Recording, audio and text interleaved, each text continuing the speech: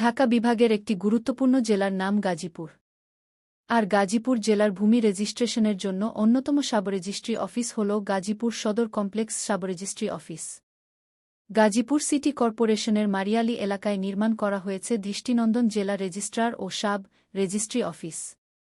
দলিল নিবন্ধন সহজীকরণ, রেকর্ড সংরক্ষণ, মূল দলিল ফেরত প্রদান, সহিমোহরকৃত নকল প্রদান সহ মানুষের সেবা দ্রুত এবং ভোগান্তিমুক্ত করার জন্য ডিজিটালাইজেশন করা হয়েছে। এই সাবরেজিস্ট্রার অফিসে প্রতিদিন 180 থেকে 200 দলিল পাস হয়। একদিনে এত মানুষের দলিল পাস করতে অনেক ভোগান্তির মধ্যে পড়তে হতো সাধারণ মানুষকে। এই ভোগান্তি দূরীকরণে প্রক্রিয়া সহজীকরণের জন্য ডিজিটালাইজেশন করা হয়েছে। দলিল জমা দেওয়ার সময় একটা সিরিয়াল নাম্বার দিবে এবং ডিজিটাল ডিসপ্লেতে দেখা যাবে কত নম্বর সিরিয়াল চলছে, সাথে স্পিকারের মাধ্যমেও ঘোষণা করা হয়।